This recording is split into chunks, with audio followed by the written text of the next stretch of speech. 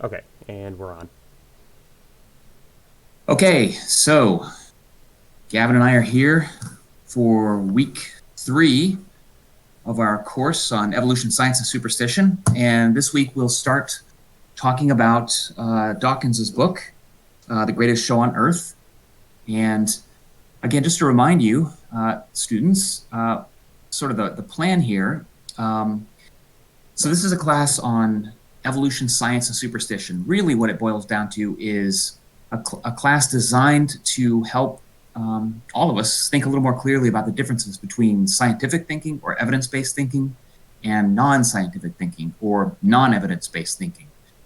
And what I found over the years is that kind of an interesting way to do that is to use evolution or, well, is to pit evolution by natural selection against special creation, given that these are the two basic ways in which the diversity of life has been understood over the past, several hundred years, or a couple hundred anyway, since we have Darwin's work. And I mean, really, just to remind you, so Darwin's book, what he's doing is he's basically proposing that we don't need a supernatural explanation for the existence of, for the diversity of life, for the forms of life.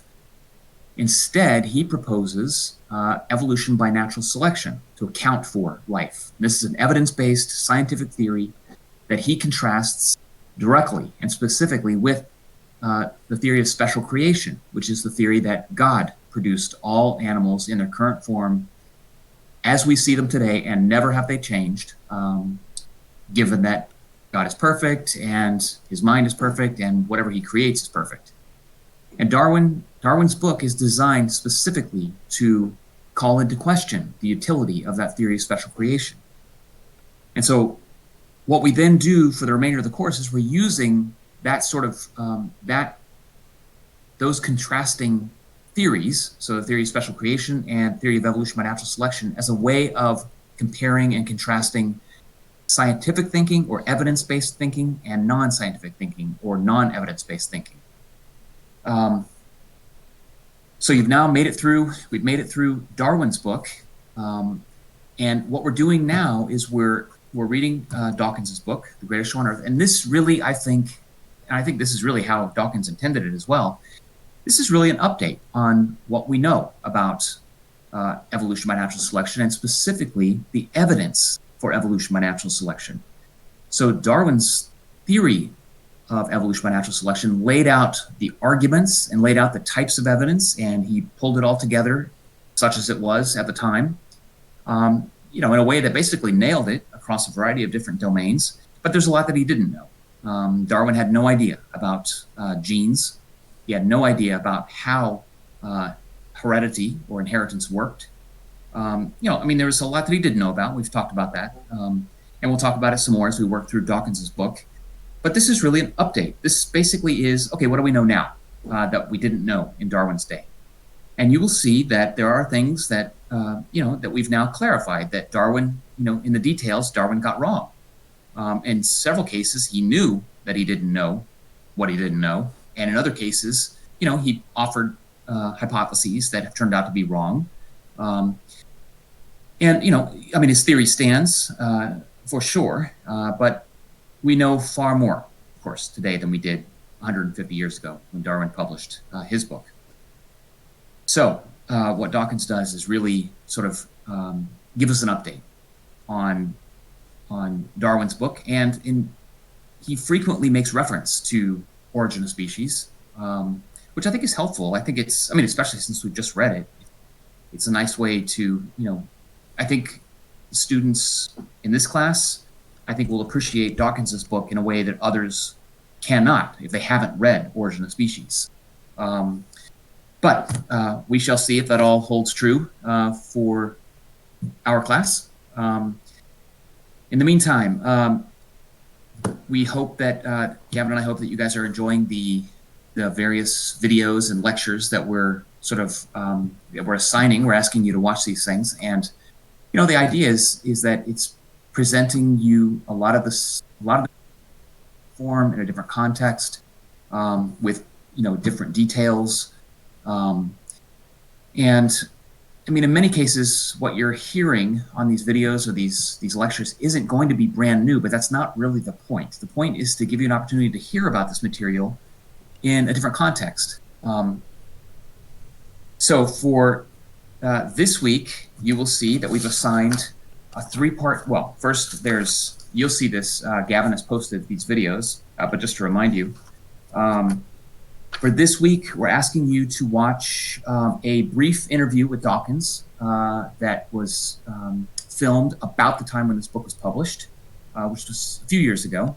But you'll see the interviewer asks him a variety of questions about his previous books and then about this book. It's about 15 minutes. It's not a long video. Then we've asked you to watch a three-part PBS series called Your Inner Fish, which is narrated by a paleoanthropologist or a paleontologist called Neil Shubin. And he wrote a really neat book called Your Inner Fish that then was basically turned into a three-part series that aired on PBS 3 or 4 years ago. It wasn't a super long time ago because the book wasn't published that long ago. But there's Your Inner Fish, then that's part 1. Part 2 is Your Inner Reptile, and then part 3 is Your Inner Monkey. And what he does is the point of this is to give the viewers sort of a rich sense of evolution by natural selection, and sort of with a focus on comparative, similarities across species. And in particular, in the first video, there's a focus on fish, then on reptiles, then on monkeys. I think you'll really enjoy it. It's very well produced, and hopefully it'll add to what you're reading in a way that makes it worth the time.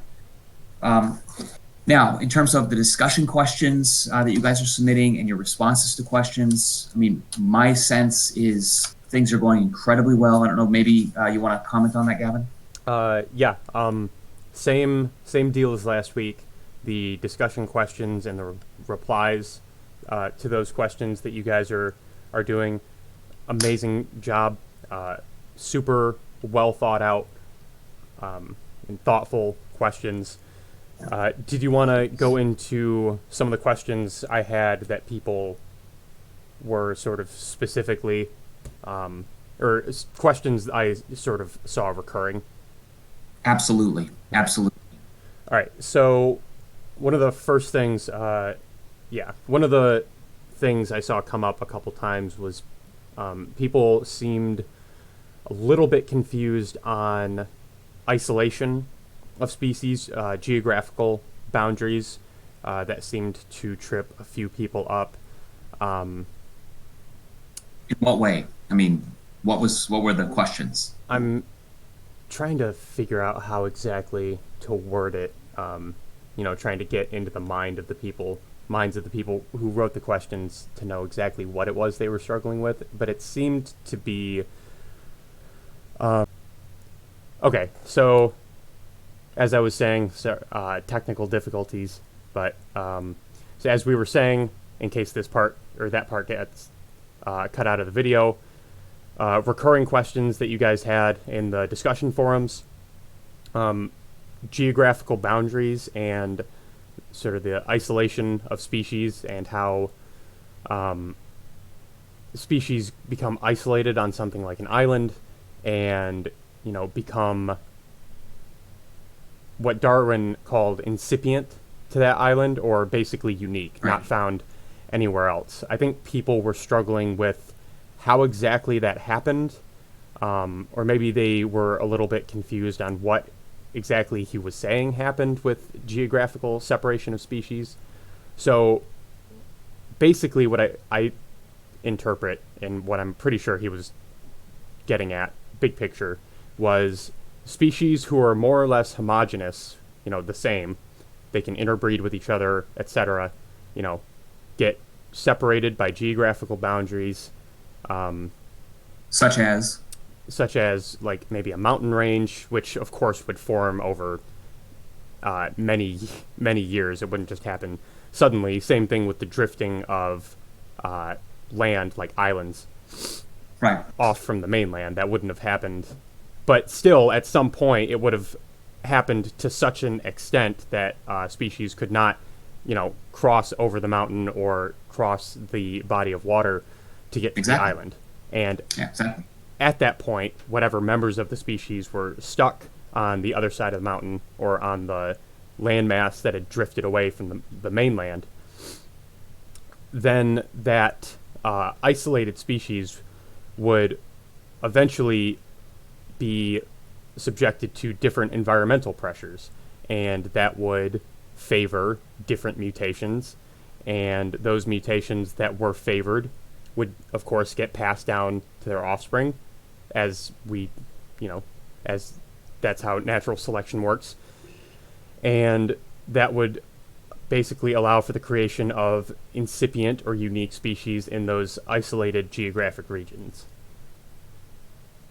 Yeah, absolutely. And that's, I mean, that is, I mean, he didn't, there's, a lot that he didn't say about the origin of species, but that is basically what he's proposing. But what's important is there's reproductive isolation over a significant enough period of time such that eventually what was once what was once one species now is effectively two because they can't interbreed. I mean, there's a point at which evolution by natural selection occurs along, in these two now separated groups, right?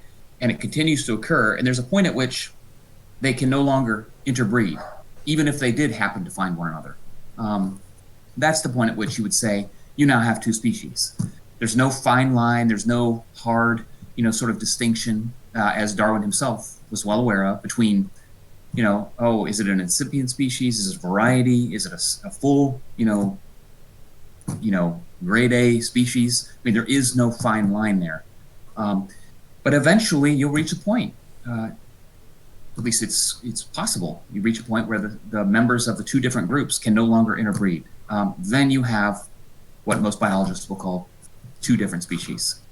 Right. So, yeah, and as you mentioned, Gavin, it's not, so any mechanism by which what was once one group becomes isolated into two different groups, whether that's by virtue of part of that group, finding its way to an island, or over time the rising of mountains, or a river that separates one group into two, any kind of mechanism that separates and therefore isolates the two, the now two separate groups, it doesn't guarantee that two different species will evolve, but it's part of what is necessary. There has to be reproductive isolation for a sufficient period of time. Right. You so, could, never mind. I think we've covered that. Let me just add one thing, which is about the importance of islands. In particular, Darwin put a lot of weight on islands, literally islands. He used islands metaphorically as well. So like the top of a mountain is, in a sense, an island. Species that live at the top of a mountain, given the particular environmental circumstances, often can't live anywhere else but the top of the mountain. So that would be like an island, a metaphorical island, right. But actual island, so an island off, in the ocean, separated from the continent. He did spend a lot of time on islands, and he pointed out, and I think he was one of the first to sort of recognize this, that island species are often endemic, which means they are found only island. And that, the explanation for that, which is the case, the explanation for that is that that's a consequence of reproductive isolation. So the species, exist on this island, and there aren't immigrants coming in. There's no additional sort of variance coming in. And so what you end up having is a group of animals, a species that exists on the island, but only on the island, which again I think is part of what Darwin argued.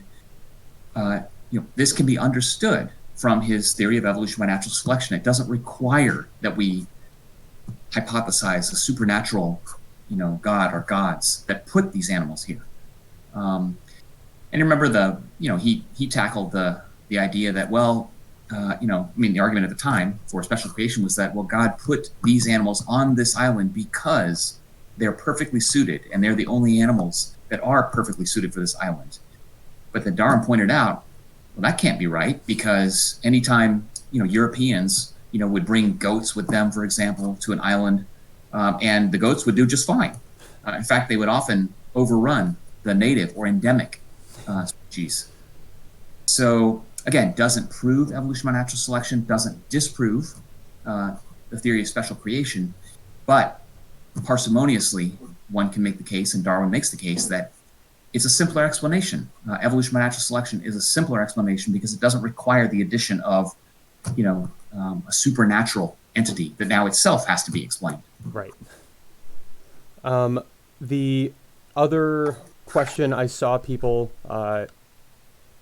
sort of bringing up a couple times was the issue of hybrid fertility versus sterility, which we did just sort of touch on a little bit, but I think just to make it clear, I mean, honestly, you put it pretty well when you mentioned it just now. There's no hard line Right. between, I mean, there are sort of functional uses of distinguishing one species from another, depending Sure. on context. But for the most part, really, there's no hard line between one species and another. And I think in some senses or in some uses, it can be helpful to distinguish a species as something that can reproduce and produce offspring that are themselves fertile, which is Right. how some people use it. The mule being a good example of an infertile offspring of a horse and a donkey. But yeah, and that's basically what Darwin was saying as well.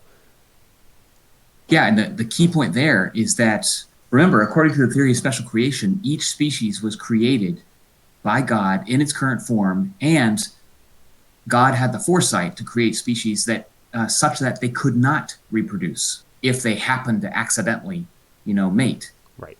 That God's design was such that He wanted to keep his creations distinct and organized, and that, according to advocates of the theory of special creation, that is why when two species cannot reproduce, first of all, they can't reproduce, according to the theory of special creation.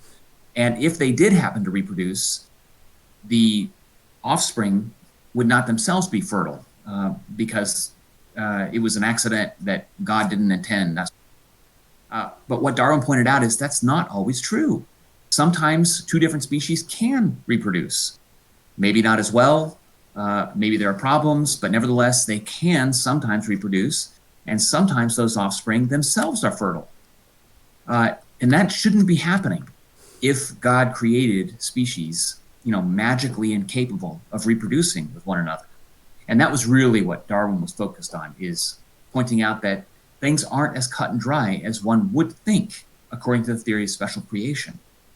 And from his perspective, again, just to be clear, he's not presenting this, nor do I think you have to present it as, knockdown disproof of the theory of special creation or as absolute proof of the theory of evolution by natural selection.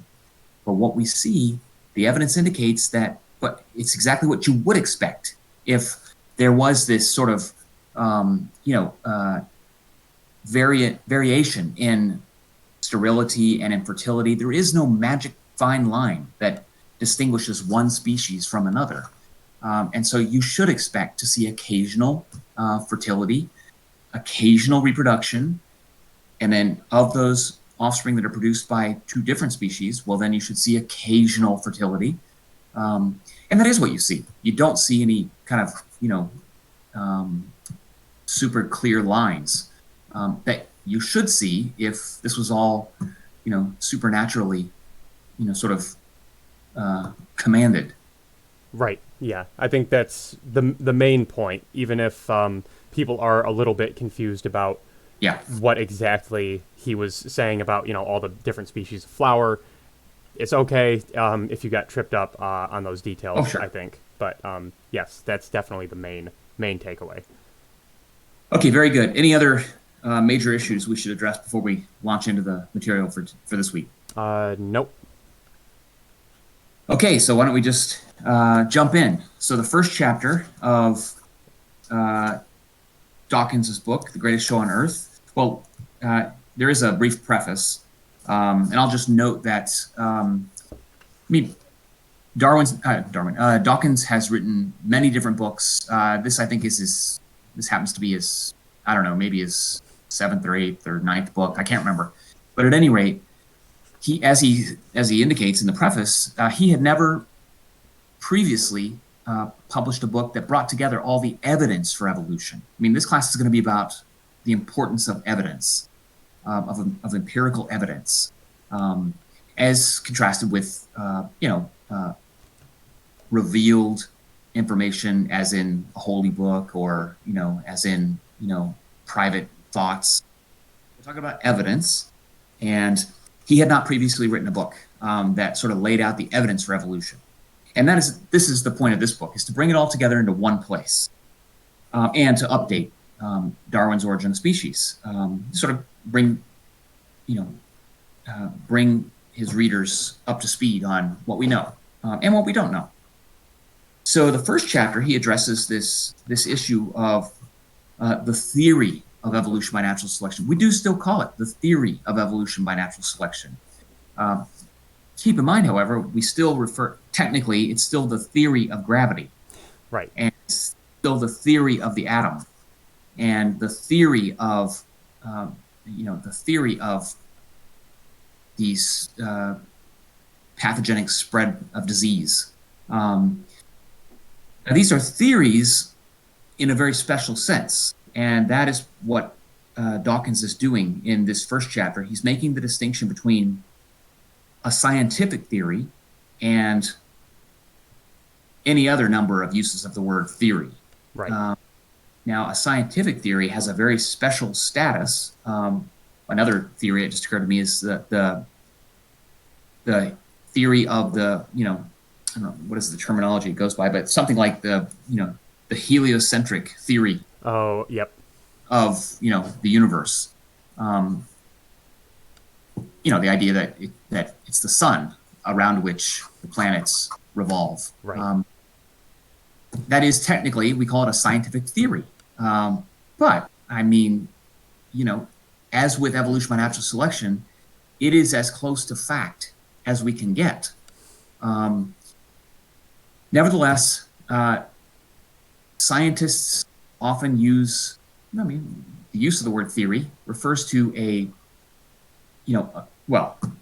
Dawkins defines it, but let's just speak in regular words. The theory of evolution by natural selection is a theory, scientific theory, in the sense that it's a set of principles that together account for a massive amount of existing evidence better than any other set of principles.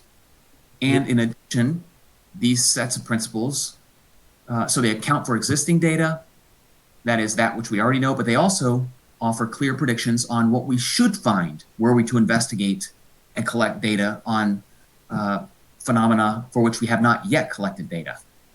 Okay, a theory in the sense that creationists often refer to the theory of evolution by natural selection. That sense is the use of the word theory as if it were a hunch or an idea or a hypothesis. Right. And so you might hear reference to, often special creationists or creationists will say, well, it is only a theory. It's not a fact, it's a theory. But the same could be said, and with just as much force or lack of force as, reference to gravity. Well, it is just a theory. I mean, there are, in fact, supernatural alternatives to the theory of gravity. For example, there's something called the theory of, what is it called? It's called the theory of falling by design or something like that. Basically, the proposal is no, we don't need gravity. Gravity isn't what's happening. What's happening is God is keeping everything down. Um, but again, that's about as reasonable as an argument that special creation is an alternative to evolution by natural selection. Um, we're using theory in a very special way when we talk about the theory of evolution by natural selection. I don't know if you might want to add anything to that, Gavin.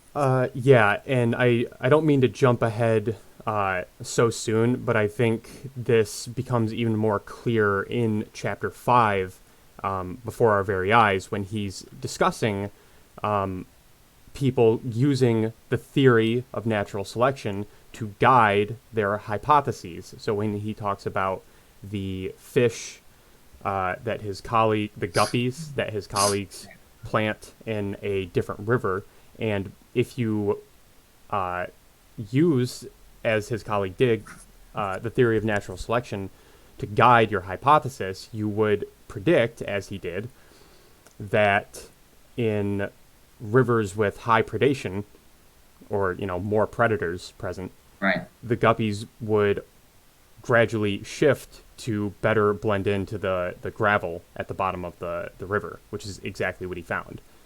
So I think that's a really good illustration of the difference between a theory, what people mean when they say it's just a theory, and a scientific theory, which I like to think of as a heuristic tool, which, to explain what that means, it's basically, like you said, a set of principles or a Right. set of guidelines that help you plan your predictions about specific events.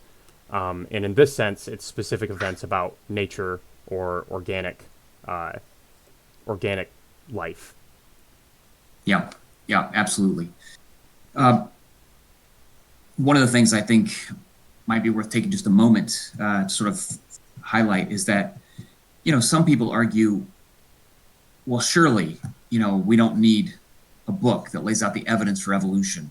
I mean, it has, after all, been 150 years since the publication of Origin of Species, and all of biology is, I mean, truly, all of biology is grounded on the theory of evolution by natural selection. I mean, that is the presumption. That is how biologists do what they do. Frankly, all of the life sciences are based on what we can call the fact of evolution by natural selection. And so maybe Dawkins is just wasting his time. This seems, perhaps even almost silly. Sort of like writing a book about the heliocentric theory of the universe. I mean, surely there aren't people who don't understand that the Earth, is not at the center of everything. But the truth is very different. As Dawkins notes, this is on page 7. More than 40% of Americans deny that humans evolved from other animals and think that we, and by implication all of life, were created by God within the last 10,000 years. Okay. He notes that the figure is not quite so high in Britain, but it is still worryingly large. And it should be as worrying to the churches, he says, as it is to scientists. This book is necessary, he says. And he uses the term history deniers for people who deny evolution. That is, who believe that the world's age is measured in thousands of years rather than thousands of millions of years, and who believe humans walked with dinosaurs. Right. He says, to repeat, they constitute more than 40% of the American population. It's not like we're talking about a lunatic fringe. We're talking about 40%, somewhere around, 150 or 160 million people. Yeah, almost half. Right. And so he's going to refer to them as history deniers, or he'll call such people also the 40 percenters. And he has an appendix in the book that sort of lays out the survey research. And it is the case that roughly 40% of Americans, it's something slightly smaller than that in Britain and in other European nations. It's often a little bit smaller percentage in other places. But at any rate, so it's not, this is not, as he says, this book is necessary. This lays out the evidence for evolution. And in fact, let's see, on page 8, he says the history deniers themselves are among those that I'm trying to reach in this book. And he says, but perhaps more importantly, I aspire to arm those who are not history deniers, but know some, perhaps members of their own family or church, and find themselves inadequately prepared to argue the case. And just to be sure that, there's no confusion about where, about his perspective, right then on the next chapter there on page 8, he says, in no uncertain terms, the last paragraph there on page 8, evolution is a fact. Beyond reasonable doubt, beyond serious doubt, beyond sane, informed, intelligent doubt, beyond doubt, evolution is a fact. The evidence for evolution is at least as strong as the evidence for the Holocaust, he says, even allowing for witnesses to the Holocaust. These are some strong images and some strong words he's using, but he does so, with intent. It's just as there's no doubt whatsoever among functioning biologists today, anybody in the life sciences, evolution by natural selection is a fact, which isn't to say that there aren't religious people who also recognize the fact of evolution. There are millions. But it's no longer the case, as it was in Darwin's day, that they were on equal footing. You got evolution by natural selection, and then the alternative is special creation. It's no longer the case scientifically that these two ways of understanding life are on equal footing. They are not. They weren't in terms of the logic in Darwin's day, and now they're not in terms of the evidence today. So all of that is to say, he wants to make a distinction between he invents the term theorem to basically, he says a scientific theorem, let me say, he uses that word theorem, right? Yep. Theorem. A scientific theorem, this is on page 13. A scientific theorem such as evolution or heliocentrism is a theory that conforms to the Oxford Dictionary sense one. That is, strong, series of well-established, empirically well-defined principles that organize a body of knowledge and then help to predict other things that we don't know.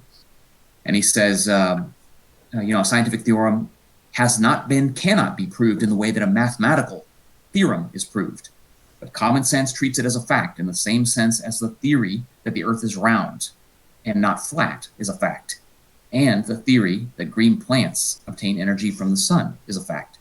Which reminds me that, so that is a theory that the earth is round, basically. It's, there is a particular name for it, but surely students will be aware that there are so-called flat earthers. And there aren't it's not like a lunatic fringe of, a dozen people. There are millions of people that subscribe to some version of the flat earth theory.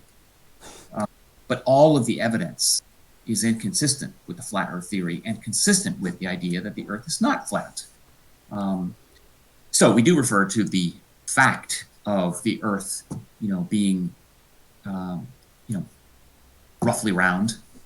We talk about the fact of, the earth's spherical structure rather than the theory, in the same way that we talk about the fact of evolution by natural selection rather than the theory of evolution by natural selection, even though if we were being pedantic, if we were being sticklers, then we'd say, well, we would refer to it as the theory of evolution by natural selection. But theory in that sense means that it is all but a fact, or it is a fact. Is that clear? Oh, yeah. Yes, and I think it is good that he takes this first chapter to explain the difference, because it is seemingly a place where a lot of people do get hung up in, I don't know if it's a lack of willingness to understand, or if it just is an easy sort of attack against natural selection to say it's just a theory. But, nevertheless, I think it bears explanation here before he goes any further. Right. And now, the onus is on him to present, the evidence such as it is. And that is the point of this book, is to basically back up his argument. It's not his argument, but biologists' argument that the theory of evolution by natural selection is a fact. Okay, as close to a fact as we can possibly get, as is the heliocentric theory. I mean, nobody tests that anymore. Very, very few people test the theory of evolution by natural selection anymore. It's been tested thousands and thousands of times and never has been found wanting or lacking. It's never been falsified. Yes, of course, in principle, it is possible that there are data out there that would falsify the theory of evolution by natural selection. Nobody has found that yet, those data. Nobody has reported those data in a way that's been replicated. But, you know, it is possible that those data are out there. And that's actually part of what's valuable about the theory of evolution by natural selection, is it can be falsified, but has not been.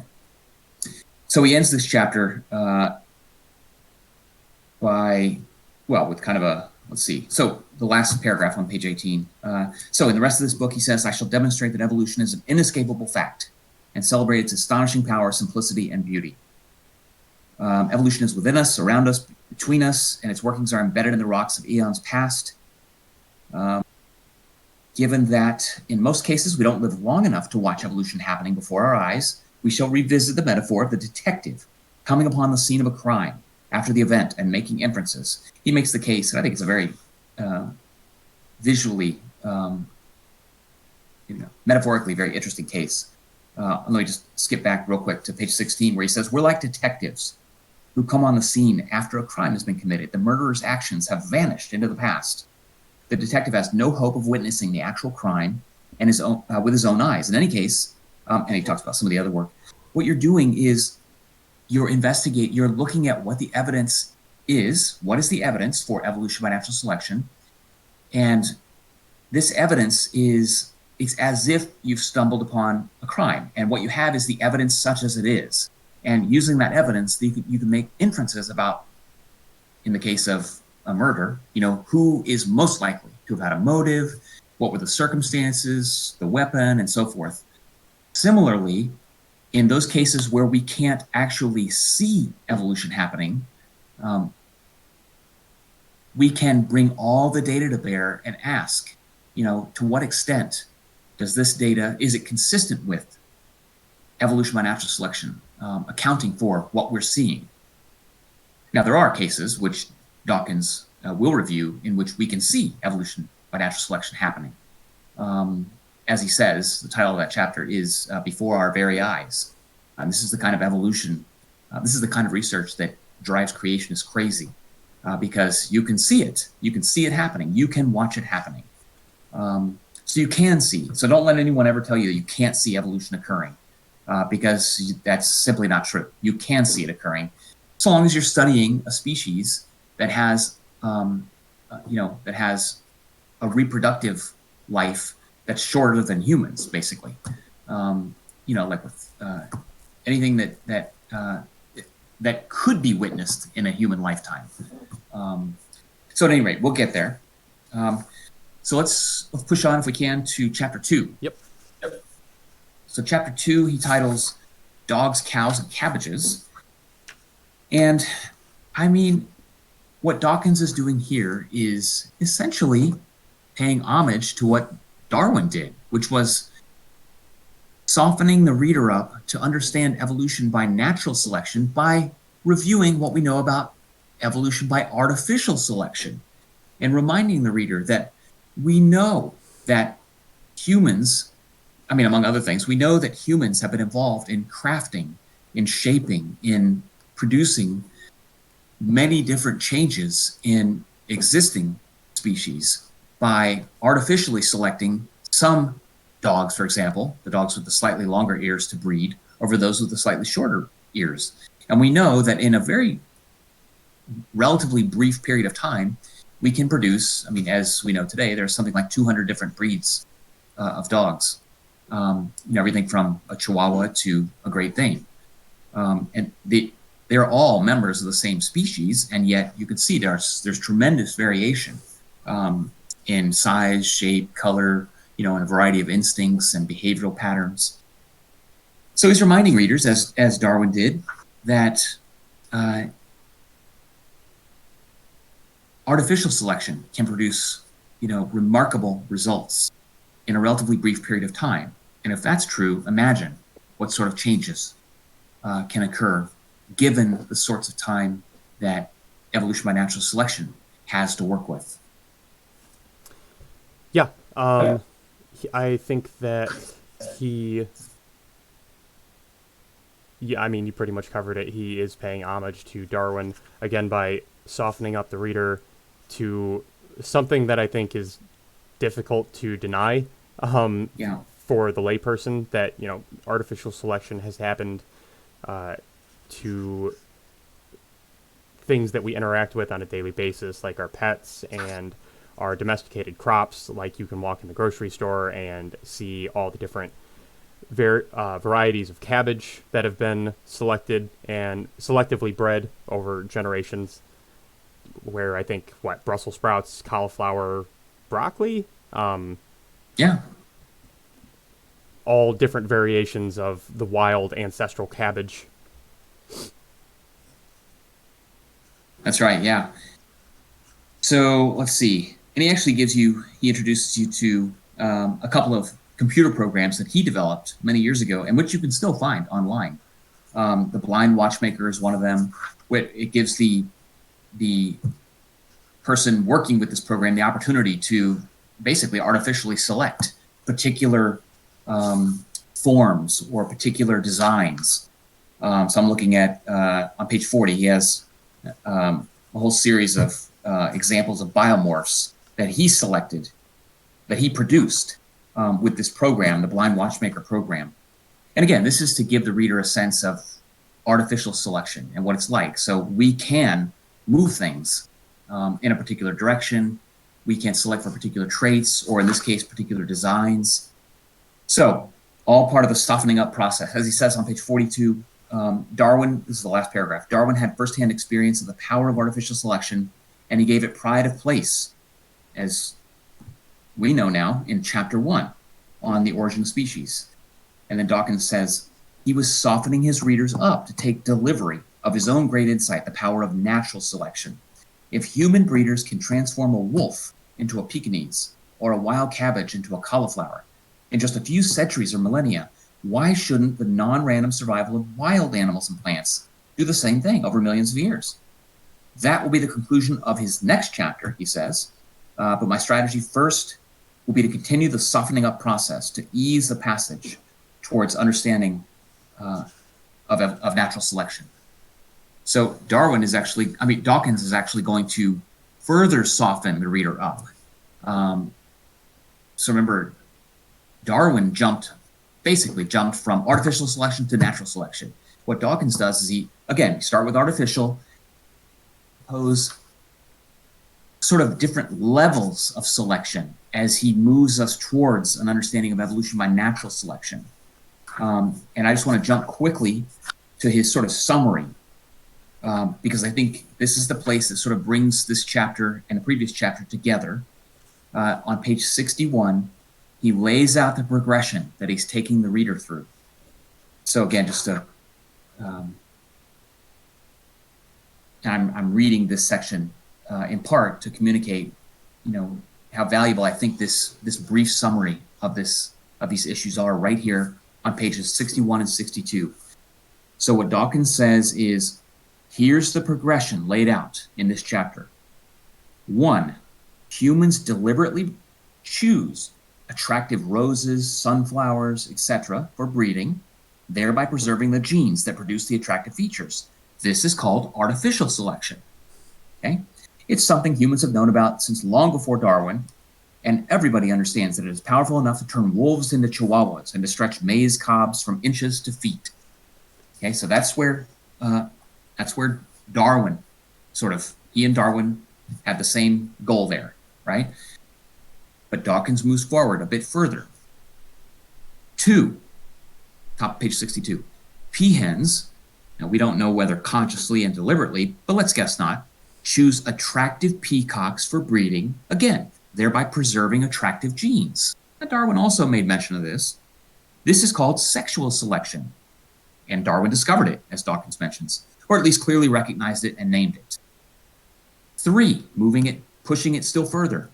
Small prey fish, definitely not deliberately, choose attractive anglerfish for survival by feeding the most attractive ones with their own bodies, thereby inadvertently, obviously inadvertently, choosing them for breeding and passing on, and therefore preserving the genes that produce the attractive features.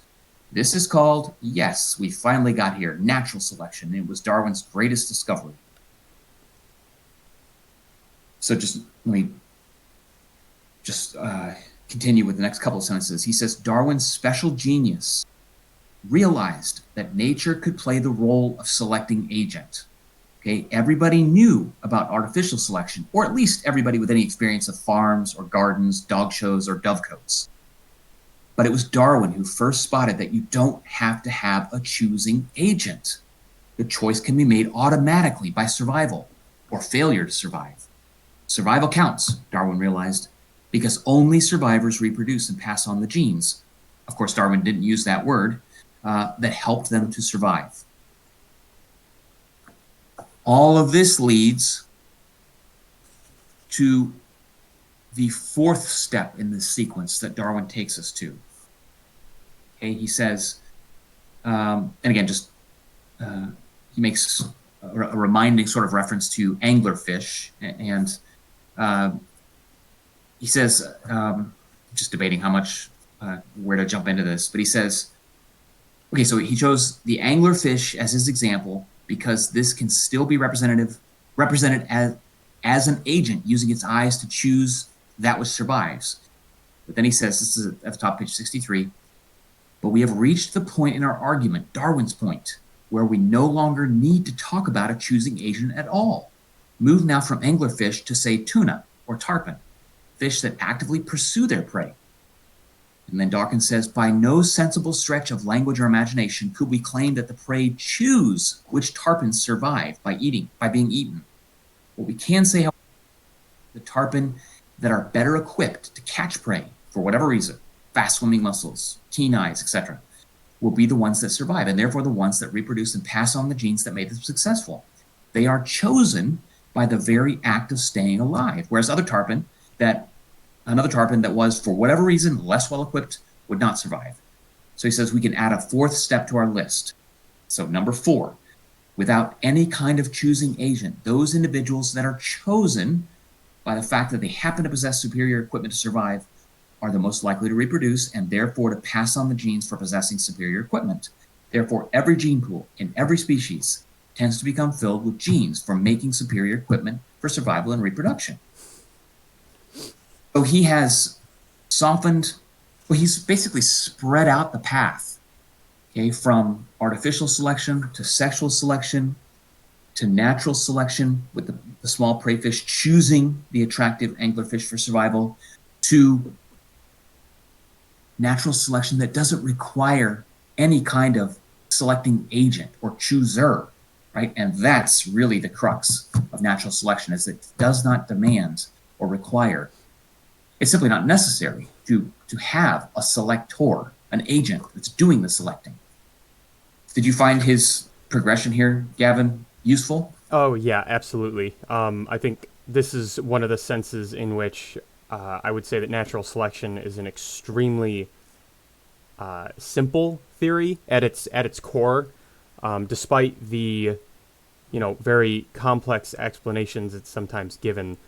What's really happening is very, very basic. That just mutations occur, and as you said, without any sort of selector choosing, Right. although that can happen in artificial selection. Right. Animals or organisms evolve based on the characteristics and traits that allow them to not die and reproduce in their environment. Yeah.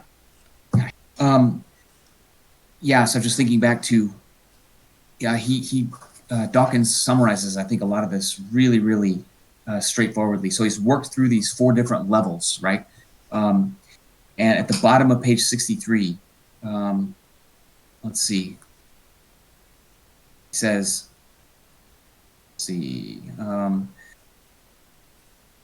he says, it's nothing for it, but to just launch in.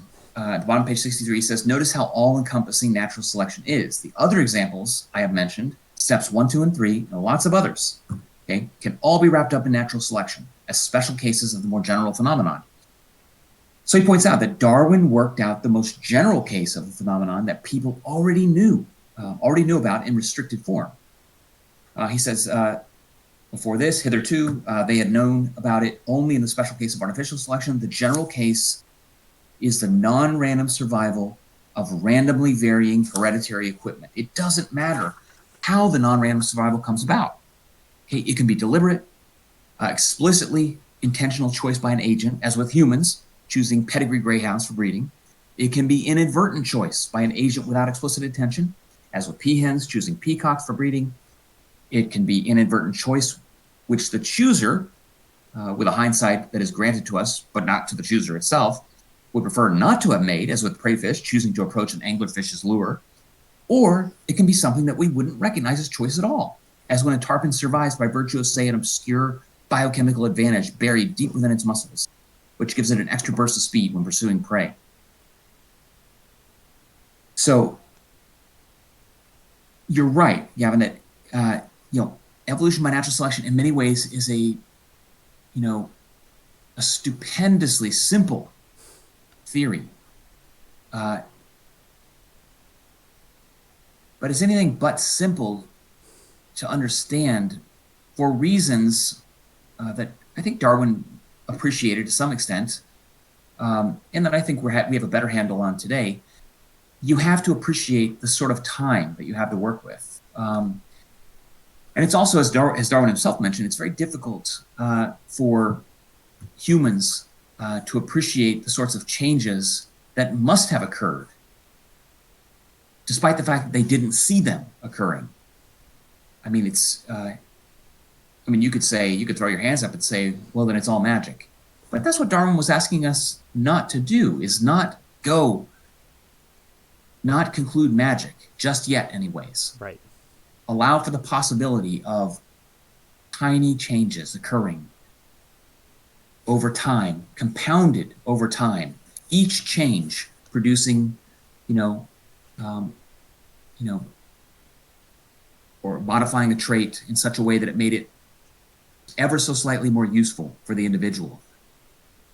Compounded over thousands of generations, millions of generations, can result in the production of a fantastically complex adaptation or trait that is not designed, that is not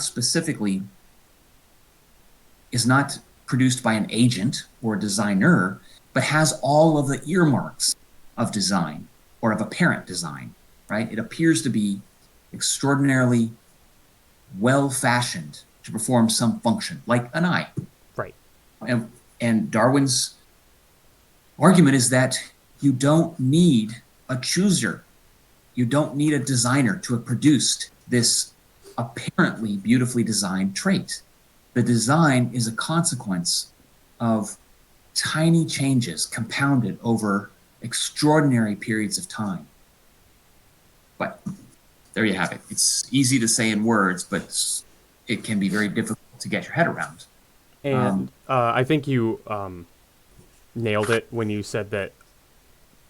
I think that the difficulty with it is appreciating the time scale over which it happens. And in the rest of this chapter, and I think in the next chapter as well, he goes to great lengths to explain the ways in which evolution can happen to a species on a short time scale, like he mentions in this chapter the domestication of those foxes by that Russian biologist. Yep. And he also, in a later chapter, explains how it can be seen also on a small time scale with organisms that reproduce very quickly, like the E. coli, which we can touch on later. But I think he and also Darwin relied on these sorts of explanations in order to more vividly illustrate for the reader that this can happen in ways that you can see within your lifetime and with your eyes, more or less. Yeah. Yeah, absolutely. And yeah, I really enjoy these different examples he sort of gives us in this particular chapter. He talks about the evolution of dogs from wolves, and he introduces some of the really, really neat work by a guy called Raymond Coppinger, who basically argues that, well, as he states on page 71, the idea is that the evolution of the dog was not just a matter of artificial selection. Coppinger actually argues it was at least as much a case of wolves adapting to the ways of man by natural selection. And so what Coppinger argues is that that dogs, at least in their relatively wild form, are essentially self-domesticated wolves. Dogs, as we know them, the first step towards doghood was sort of the natural selection. Well, it's the selection of some wolves to be less nervous and anxious around humans. Humans, after all, into resident sort of communities generated a ton of garbage, a ton of trash, and that trash became a sort of a food bonanza for animals that might have taken advantage of that sort of bonanza. And Coppinger argues in book length and in a variety of other papers that dogs, as a consequence, are self-domesticated wolves. They domesticated themselves. Now, once they evolved into what does he call them? The pie dogs? Yeah, pie dogs. There's another name he uses. Something like dogs that hang around trash. There are always, at any massive landfill, there are always, most of these landfills, unless they're explicitly sought out and killed, basically, most huge landfills support hundreds, if not thousands, of dogs. Really? And not just dogs, but rats and vultures and all sorts of species that live on human trash, basically. Make a good living of it. Village dogs, that's what he calls them, village dogs. Okay. These village dogs, they all have the same appearance around the world, and they exist around the world in the same basic form. Now, humans can then enact their own artificial selection on these village dogs, producing everything from Pekingese to Chihuahua to a Great Dane to a Saint Bernard, and so on. So the point is that Coppinger argues that, in fact, the initial steps from wolves to dogs was a step that he refers to as self-domestication. Right. And essentially dogs domesticating themselves, not trying to, or wolves domesticating themselves, not because they're trying to, but because some wolves are less timid about, approaching human civilization, human cities, human towns, in order to get access to the trash and the rubbish. Right. And it wouldn't have, it would make less sense if, for humans to have sought out the wolves and domesticated them, So I think this explanation is kind of interesting for that reason, because I feel like you could sort of jump to that conclusion. Well, if dogs are descended from wolves, then we must have, captured some wolves and then, bred selectively the tamest ones until they became dogs. But, that realistically would not have happened until dogs took the initial first step of, like you said, self-domestication. Yeah, that's basically the argument. I mean, in fact, we know that, wolves make terrible pets. Have attempted, of course, and people do, but they're wild. I mean, they can be tame, and yet they're still wild. So tame is that's to be distinguished from domesticated. Wolves are remarkably unpredictable and remarkably less tolerant, less socially tolerant, less tolerant of humans, and even when raised as pups, wolves do not make good. They make terrible pets. I'm suggesting that individual wolves, might not be. We know that there are. It's much less reliable because they're not domesticated. They are wild, and while they can be tamed, there's always a need to be, very cautious. Right. Because wolves are not dogs. Okay, so he wraps up this chapter here on, this is the primrose path to macroevolution. He wraps it up in the following way. He says, let me see.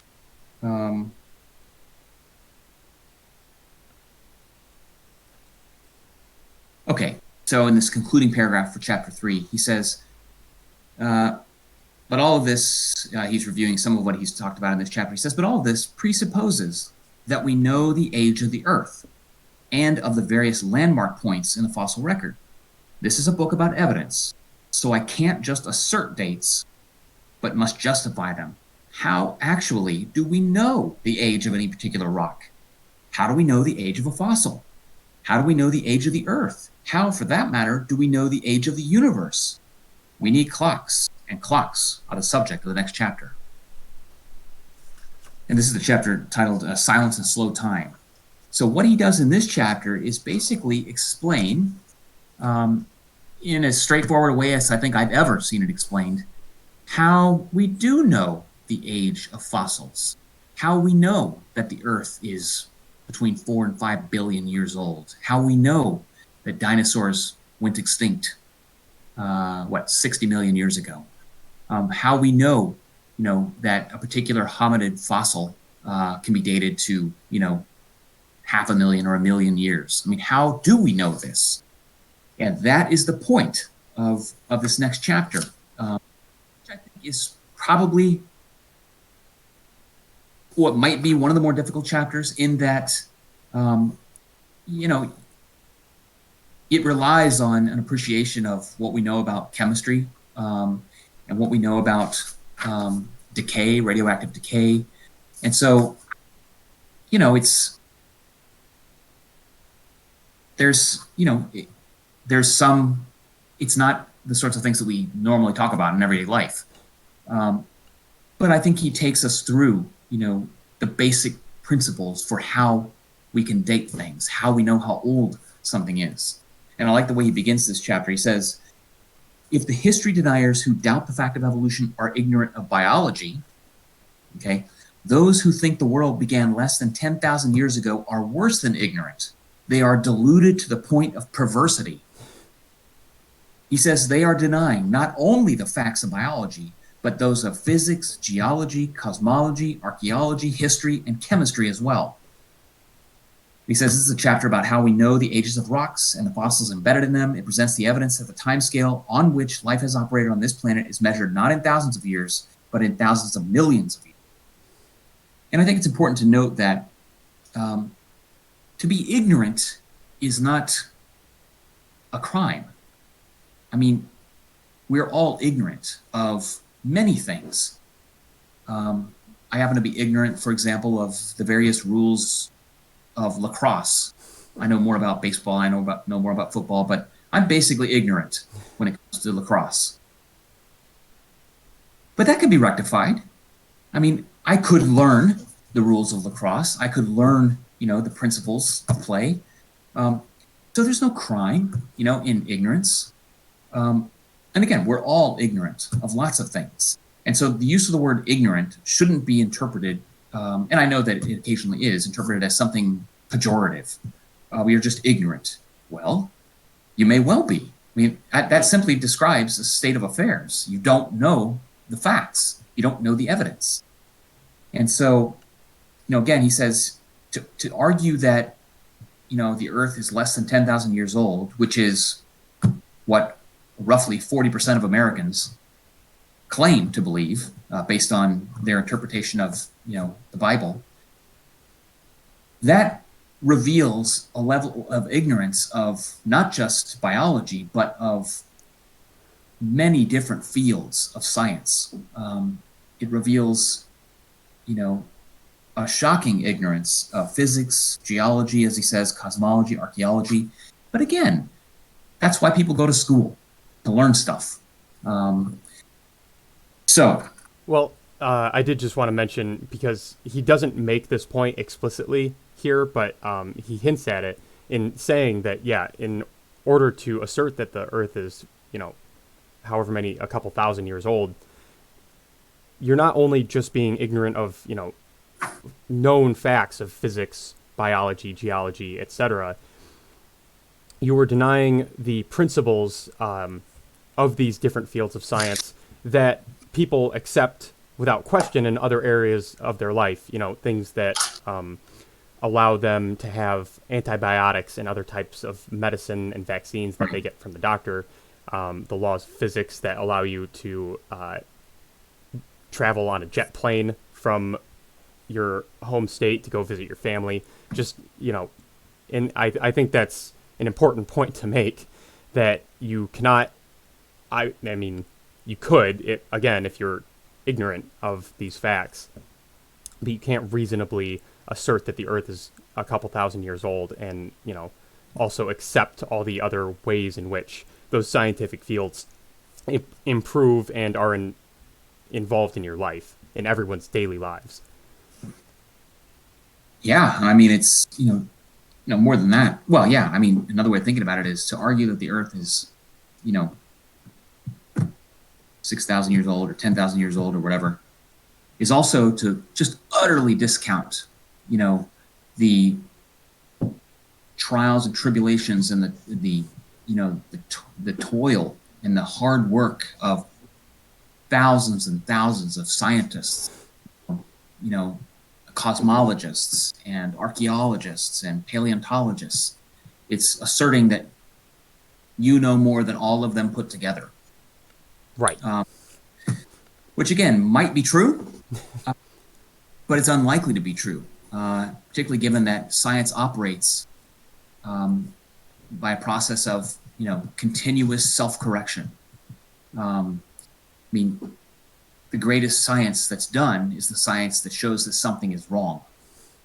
And it's incredibly, it's remarkably arrogant to suggest that the Earth is, let's say, 6,000 years old because that's what your holy book says. Because when you say that, you are flat out, denying, hundreds of years of, multiple, thousands of studies conducted carefully and, having been peer reviewed and, and given the nature of science, having been subject to attempted falsification. It's basically, it's a remarkably arrogant sort of thing to presume that based on based on your particular interpretation of a holy book. So, all of which is to say, we do know how to date fossils. We do know. We don't have to just assume or take it on faith that the Earth is 4.6 billion years old. We know this on the basis of evidence, on the basis of data collected from multiple different fields, using multiple different clocks, as Dawkins mentions, each one of which operates in a slightly different way. And so you have multiple attempts to identify a particular time period that, given the state of knowledge, all point at the same basic time frame for example, the age of the Earth at 4.6 billion years. And so he's taking us through the different ways that, that fossils and rocks and the Earth, and for that matter, the universe, the different ways that that we can date these things, that rely not on guesses or Holy Scripture, but instead rely on evidence. And evidence that's not taken on faith, but evidence that is challenged, and evidence that others attempt to show is problematic. And so what we're reading here is sort of the current state of the field. There are multiple ways in which you can date things that vary along a tremendous time scale. I think a scale of 8 factors. And so, beginning with, tree rings. Tree rings can date things, over a period of several hundred years. But you wouldn't use tree rings, for example, to date, fossilized, dinosaurs, for example. Right. That's only back so far. What we're much more likely to use for much older dating is are radioactive sorts of rocks, as he explains on page 91. So before we began speaking, Gavin, you mentioned that you found this chapter helpful to sort of get a sense of how this dating is done, and I was hoping maybe you might say a little bit about that. And I think that students will appreciate, hearing from you that you too found this chapter valuable. Maybe you could say a little bit about that. Oh yeah, absolutely. So this is my first time reading this book, so I'm with a lot of you taking the class. And if you, like me, struggled with chemistry in high school, please do not worry that, we mentioned that this chapter contains a decent amount of chemistry. Well, maybe not a decent amount, but, Richard Dawkins, yeah, really breaks down the basic, day one chemistry lecture, which is necessary in order for him to explain carbon dating and the radioactive clocks.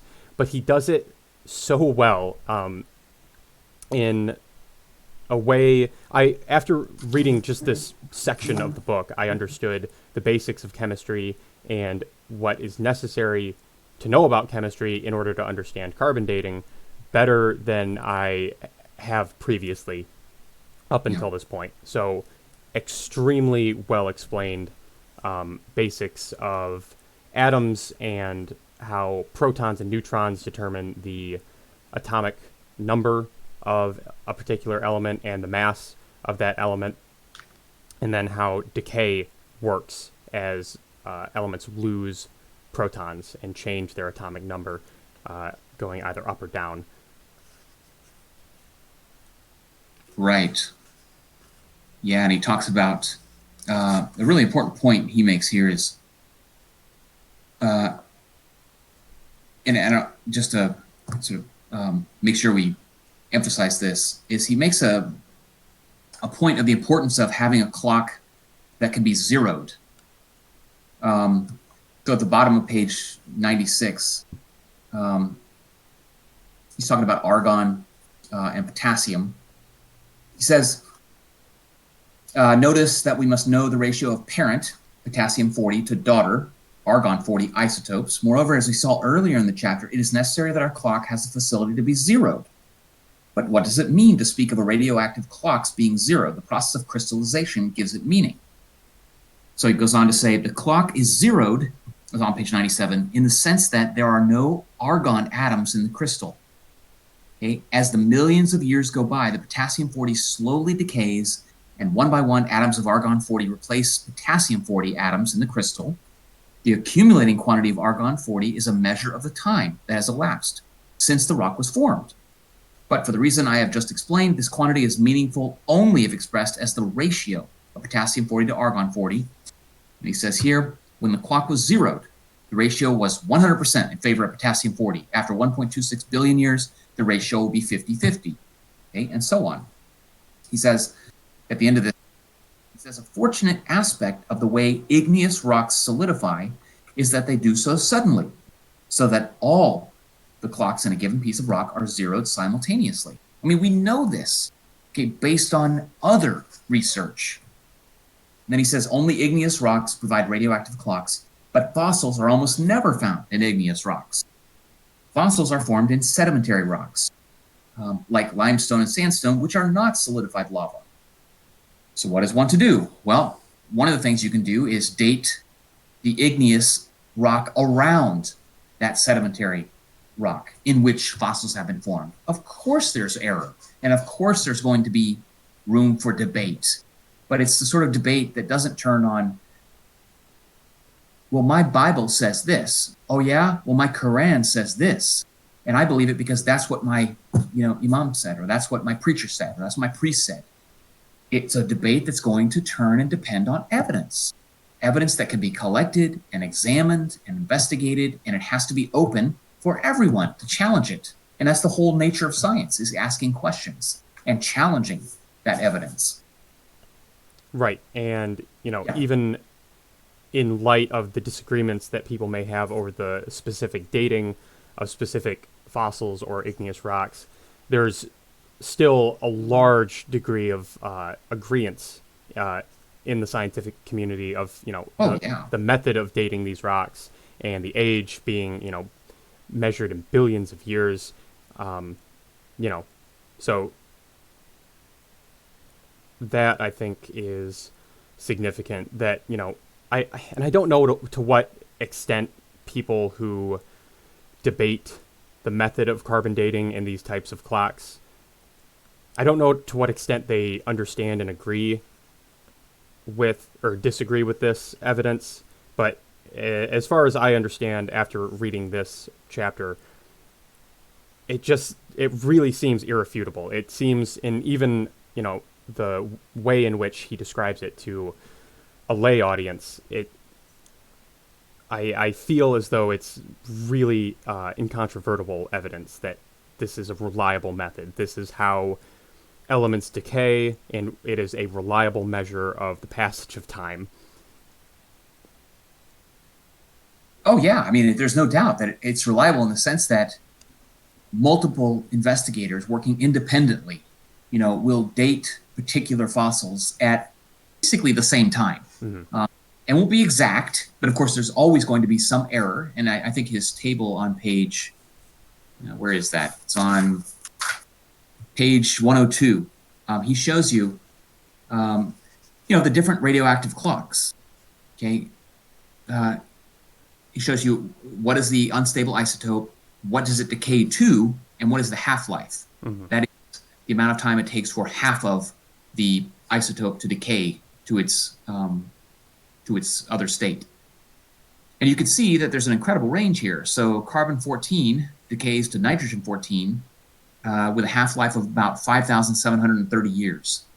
Okay, all the way up to rubidium-87, which decays to strontium with a half-life of 49, what that looks like, billion years? 49 billion. And I think he Yeah. does make the point that, obviously, if that is the case, that rubidium has a half-life of 49 billion years, then all of the rubidium that we have found that is partially decayed to strontium has not even decayed halfway to strontium, because the Earth is not 49 billion years old. And that's consistent with the data that we have. Right.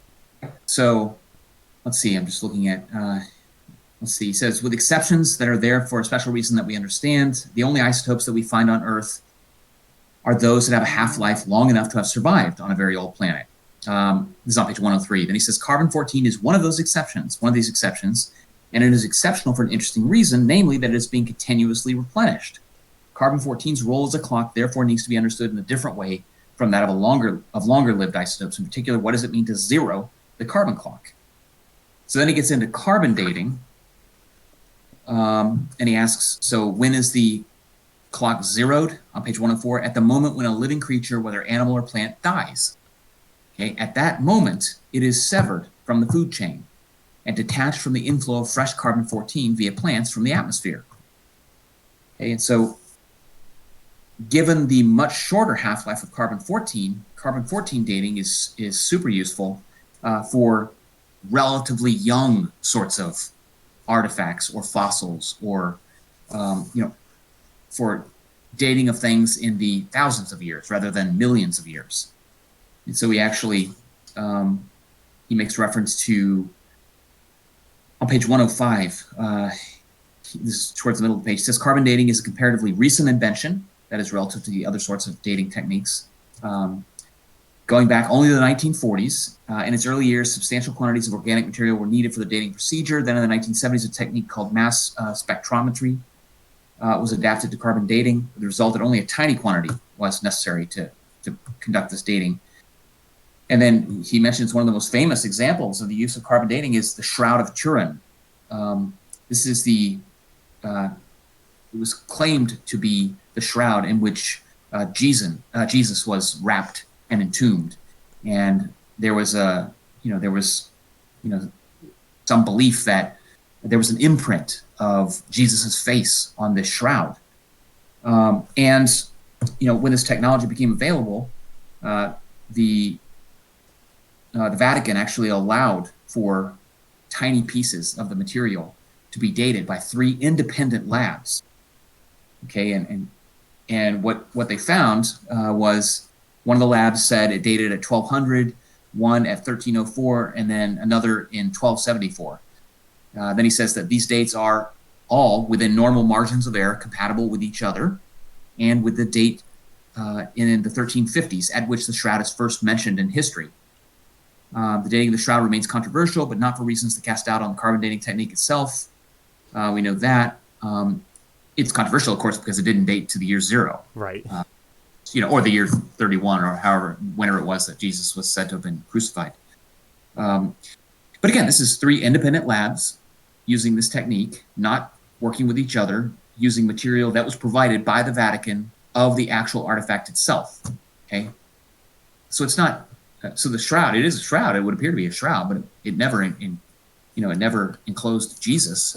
Right. If Jesus is the person that lived 2,000 years ago, because it doesn't date even within era, it doesn't date to the first 50 years A.D. So he's as he's wrapping up this particular chapter, and again, I think it's important that we mention for students that Gavin and I aren't asking you to become experts on dating techniques or on radioactive dating or carbon dating. Instead, what I think is very useful here is to appreciate that there is a science behind these dating techniques. They're not dreamed up. They're not, techniques that were, written about in any sort of, special book. They're techniques based on, research, based on evidence that's been, that's been, that's emerged over decades of research with multiple independent scientists, building on the work that came before them. And of course, you can get your PhD in radioactive dating. There are entire fields devoted to each one of these techniques, all of which are based on, empirically won data. So the point is not to become an expert in dating techniques. The point of this chapter is to convey to the reader a sense that there's no magic involved here. There is no perfect dating technique. Okay, every technique has some amount of error, and yet we can be confident that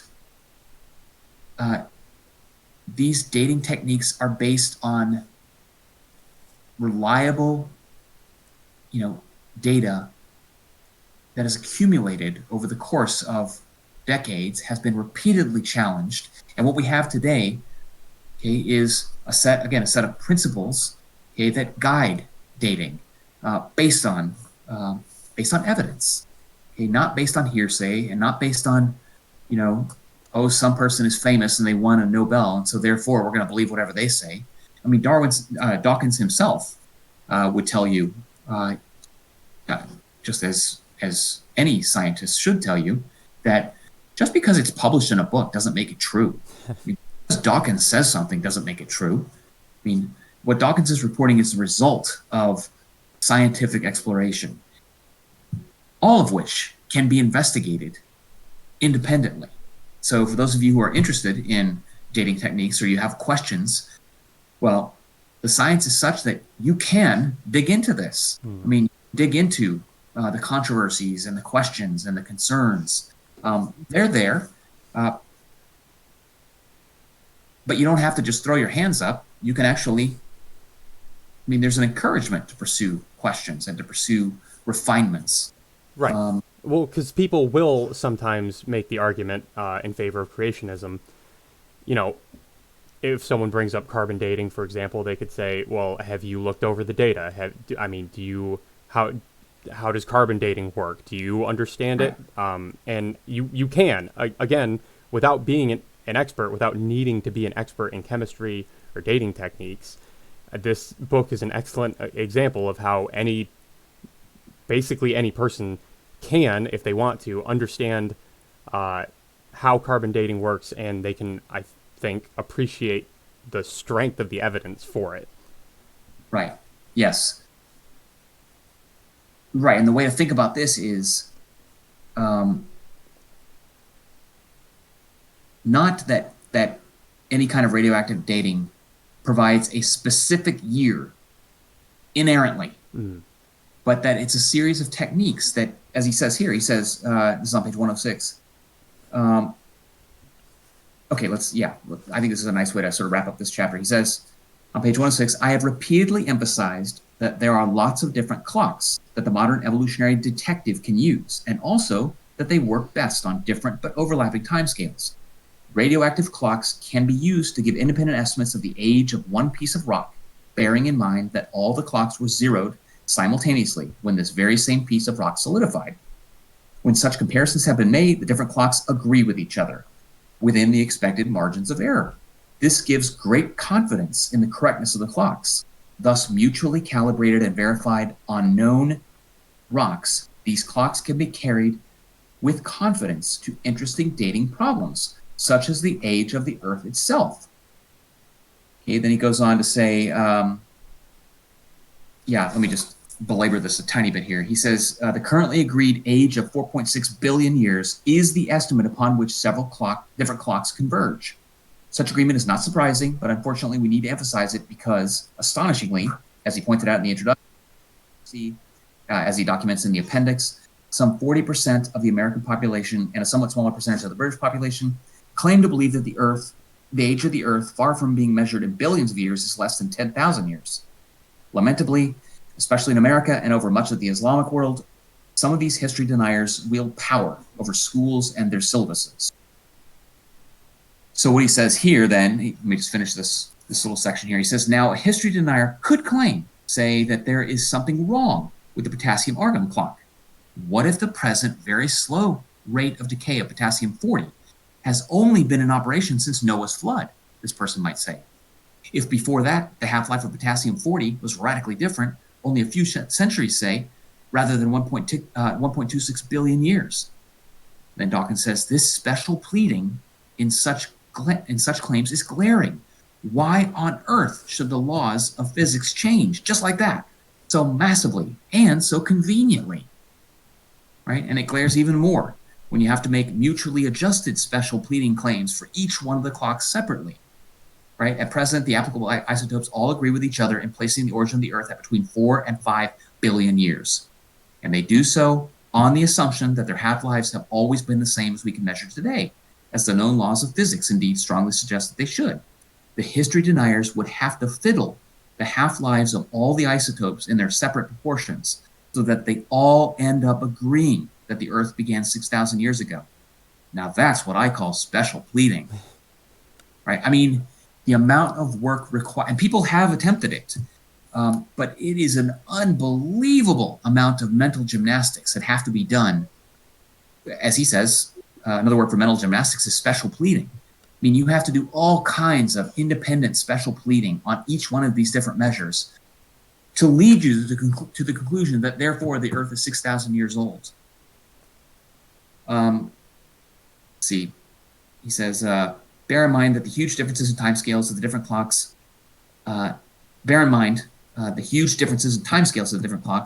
And think of the amount of contrived and complicated fiddling with the laws of physics that would be needed in order to make all the clocks agree with each other across the orders of magnitude that the Earth is 6,000 years old and not 4.6 billion. Given that the sole motive for such fiddling is the desire to uphold the origin myth of a particular set of Bronze Age desert tribesmen, it is surprising, to say the least, that anyone is fooled by it. Okay? And yet, again, 40% of Americans claim to believe that the Earth is 4,000 years old or 6,000 years old. Right.